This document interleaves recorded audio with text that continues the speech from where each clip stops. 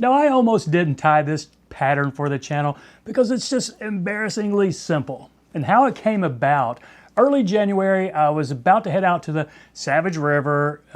Mid-afternoon, I was going to go out and get a couple hours before sunset. Took a look at my dry fly box and I didn't have a lot of midges. I just burned through a lot of them in December. So I took about a half an hour to tie some up. And normally I would tie a pattern like this, just dark body, either black or dun, a little bit of dark hackle, black or grizzly, and then something white for a wing. You could either use hackle tips or a white parapost or nylon or antron. But I was at the farm and I didn't have that, but I did have chicken. Just a white chicken feather. Most all fly tyers, we've got these. And this one feather, the base of it, the little scruff, fluffy stuff right there that we usually just throw away, this one feather's enough for half a dozen of these flies. So I tied up a few of them and they worked really well. That night on the Savage, I think I got 3 fish, and the final one was about a 15-inch wild brown that it was just right at sunset. So the footage was a little bit too dark to use, but it was a pretty fun fish on a size 18 dry fly. And it's worked for me a couple other times. Earlier this week, I was out on the Rapidan River. I was out there for about 7 hours and caught close to 30 fish. And I was fishing mostly caddis dry flies, but there for about an hour, hour and a half in the middle of the day, I used this thing and it caught me 4 or 5 fish. So it's a very simple pattern. It doesn't ride high, it sits down on the surface film, but it does float pretty well, and it's surprisingly not hard to see. So as simple as this thing is, it's still done pretty well for me.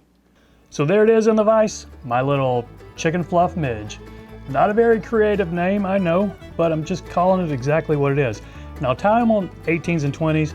This is an 18, there's your dime for reference. This is a standard length barbless dry fly hook. I'm going with black thread. This is a 12/0 from the Fly Smith, pre-waxed, pretty good stuff. Just catch it in anywhere in the middle of the fly. Take it back here to the start of the bend. So no tail on this thing. I'm gonna go straight into the dub body. Just a little bit of black synthetic. You could probably even skip this on a 18 or 20, but it takes about 30 seconds to dub a little body on here. I'm gonna take it up probably a little more than halfway there. So that noodle's about an inch, maybe a little bit longer there. And here's how it got its name. Just a white chicken feather. See some of the fluff at the bottom, the kind of stuff we'd normally throw away? Just take a small tuft of that.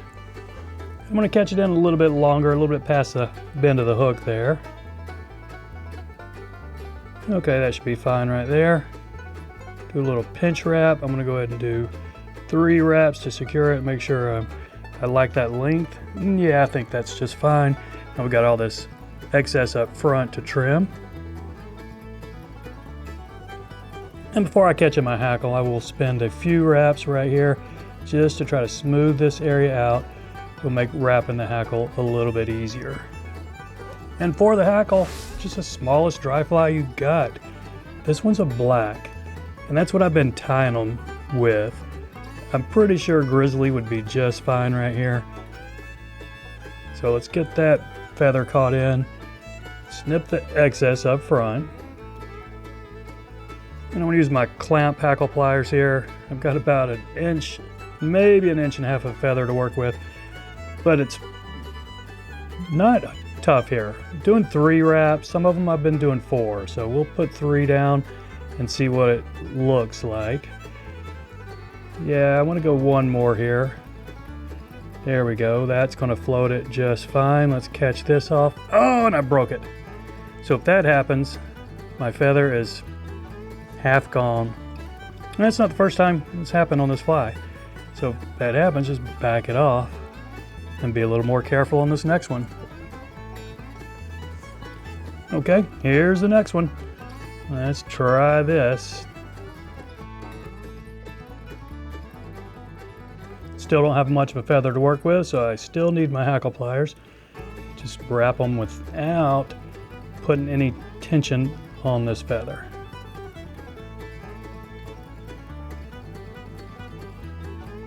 All right, I think I want to try to get 1 more. Let's see what 1 more does for us.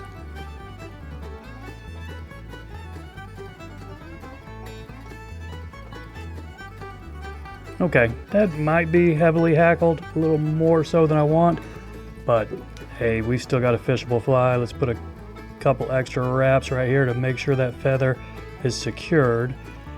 And then we've got room for a quick whip finish.